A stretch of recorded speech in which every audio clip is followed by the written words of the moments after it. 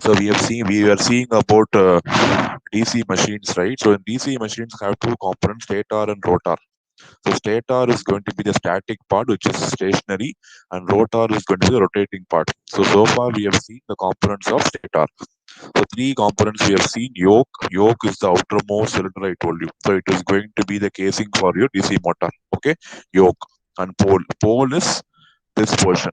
So this portion is going to be which is fitted into the cylinder. Outermost cylinder is called as pole. So usually you'll have even number of poles. And we have seen about the poles also and field coils. So inside the poles you will be having coils passing through, creating magnetic field. So those are called as field coils.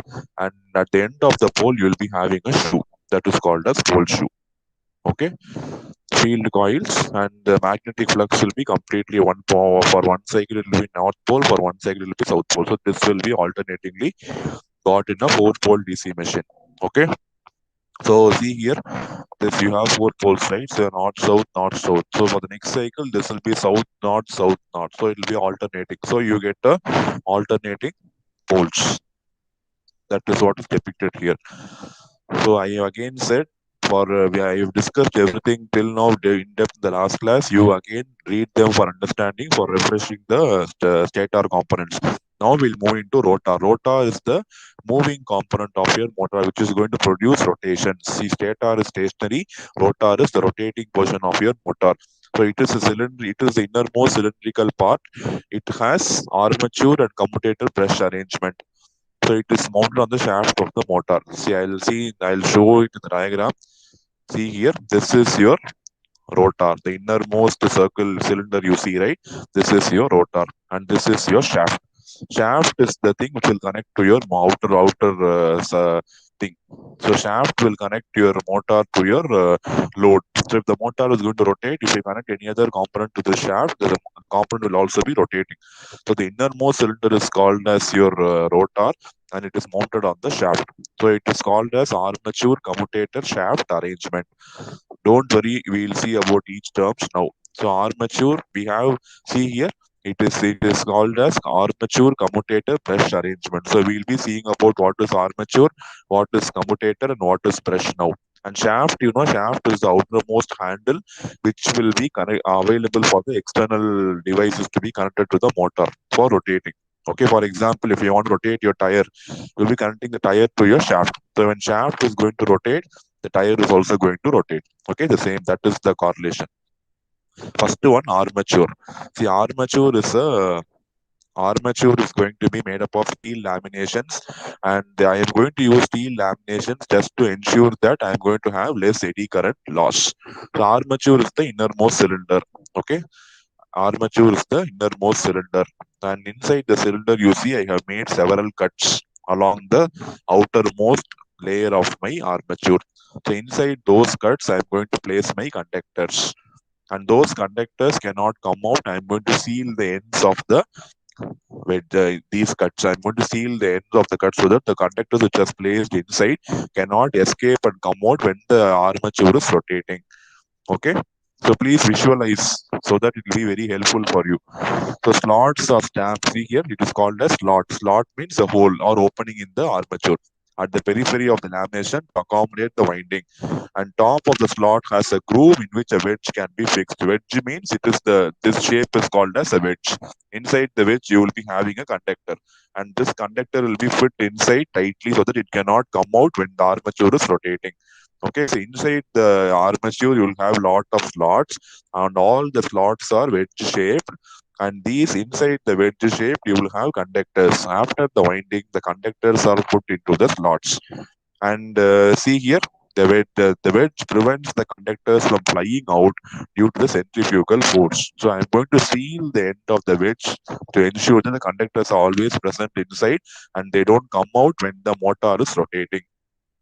Okay, so see here, you have a conductor and you have a magnetic field. So when the magnetic field is cut by this conductor, it is going to generate an alternating EMF.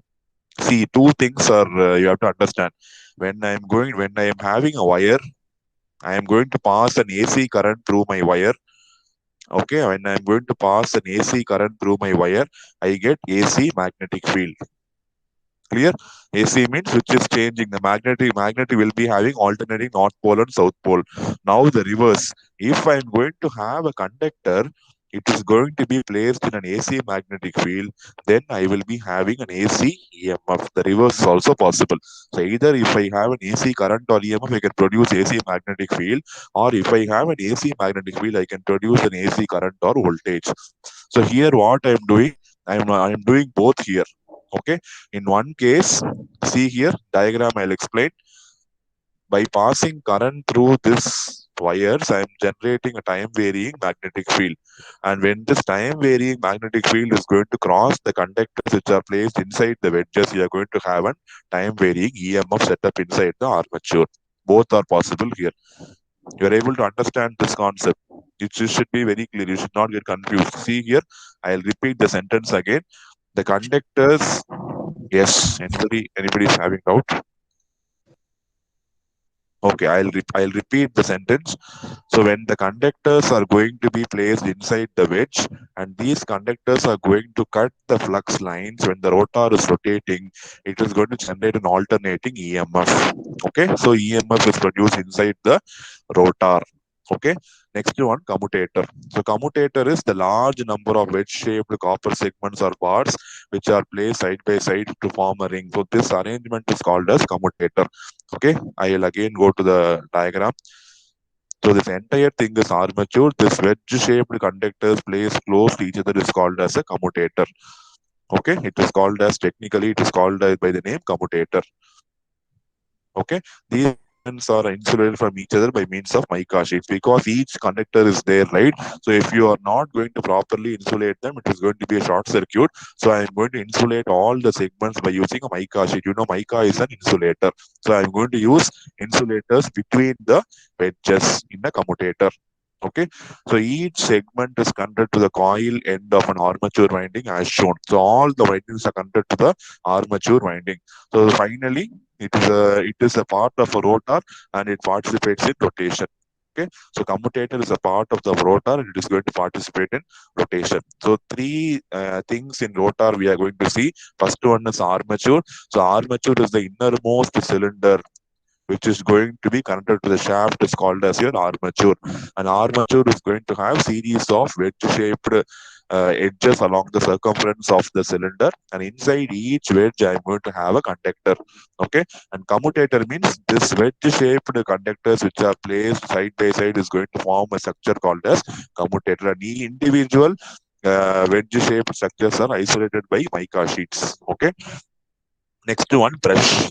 So two stationary brushes made of carbon are pressed against the commutator with the help of a spring fitted in the brush gear. I'll again see, you see here, you see black color, two black color dots, right? So those are going to be the brushes. These brushes are present on the outermost surface of the innermost cylinder. These brushes are fitted inside by means of a spring. So two ends of spring, you will be fitting two brushes in a brush gear. Okay, what is the use of brush? One thing is electrical connection is made with the moving rotor. Second one is direct voltage is obtained from the alternating EMF generated in the rotating conductors. So it is going to be connected to a shaft, right? So these brushes will help in generating electrical contact with the moving rotor. Okay, so these brushes are going to help in generating the electrical contact between the rotors in the rotor component, and from these brushes you can directly take DC voltage from the alternating EMF generated in the rotating conductors. Okay, so from these brushes you can take out the DC current outside from the brushes. So brushes are going to serve two purposes. So one is providing electrical connection. Second one, I can take DC voltage which is obtained from the AC EMF generated in the rotating conductors. So when the rotor is going to rotate, you will be having a constant voltage output from the brushes. Okay, so that is going to be the working of the rotor. Any doubt in the three components of rotor? First one is armature, second one is commutator, and third one is going to be your brush. Any doubt so far?